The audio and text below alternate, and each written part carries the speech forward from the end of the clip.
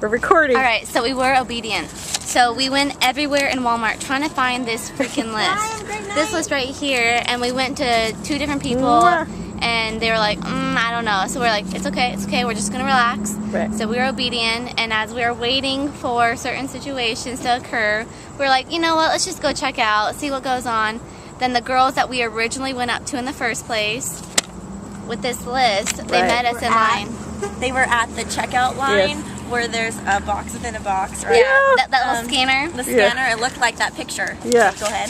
So then they walked up to us, and then go ahead. Okay, but zoom in. So then they walk up to us. Oh, sorry. They walk up to us and are like, "So, have you found your person yet?" And I was like, "No, not yet. You know, we're just being obedient. We're just hanging out, relaxing in God." And they're like, "Oh, okay. Well, you know, that's cool."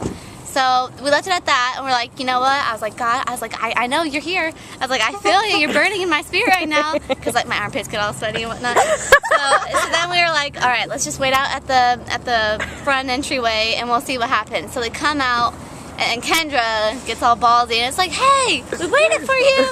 And then Because she said she needed prayer. Well, Yeah, the yeah. other one, the one that we didn't think it was, she was like, well, you can pray for me. I need prayer for everything. Which opened the door. So then when we met them, we were like, you said you needed prayer. And then sure enough, Morgan did her thing, Kendra did hers.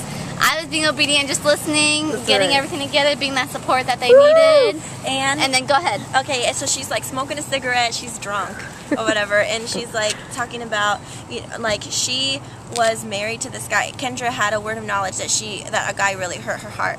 And so she was married to this guy for like 20 years, and they have 4 kids, and they were Christian. He would read his Bible every day, but he actually left her for a 24-year-old. And so she has a lot of pain from that, a lot of resentment from God, because, you know, that hurt him. And so so when I talked to her, I said, you know what, I know how it feels to be completely derailed from your relationship with God because of a man. I said, I've been through that exact same thing. And what I realized is that the love of God is so amazing that when I mess up, I can go to Him and I can give Him everything, and I can, and He cares about my hurts, and He cares about my feelings, and that changed everything for me. And now I love Him so much because, and I understand that even when I mess up, it doesn't care. I said, you know what? Look how amazing God is. He called us here directly to you because He loves you so much, and He sees you as His treasure.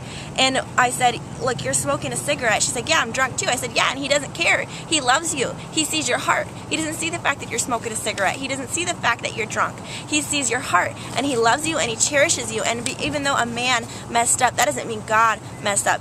A man messed up because he allowed the enemy to influence him. And a man, if you put your trust in a man, he will fail you every time. You put your trust in God, and He will exceed all your needs, and all that pain and everything will subside. She said, well, I've been trying. I said, that's right, baby, you don't have to try. You don't have to try. God wants to take it, and He wants to do it for you. You don't have to try anymore. She started crying. And so yeah, and then what happened with the other girl? Well, I just realized everything that you were saying is on my list. So she needed a sense of belonging. I belong. Yes. I'm sure Morgan prayed for joy, or we all prayed for joy, right? I prayed for joy. That was me. I take that. The joy of the Lord be your strength. And then I have don't be afraid. Yes. Before we even prayed for her, I was like, all right, go ahead, Kendra, go ahead and do your thing. She's and like, let it go. All you. It's okay, babe. Don't be afraid. That's Just what She's pray. like, you don't have to be afraid. I was like, you're right. I don't have to be afraid. That was for you, girl. So then I was like, okay. And then I just went with it. And then, now that I think about it, we saw a man that looked like this description, and we asked him if this, meant anything to him, and he's like, nope, nope, nope. He was carrying a phone. So if we didn't stall in that time to ask him, then we wouldn't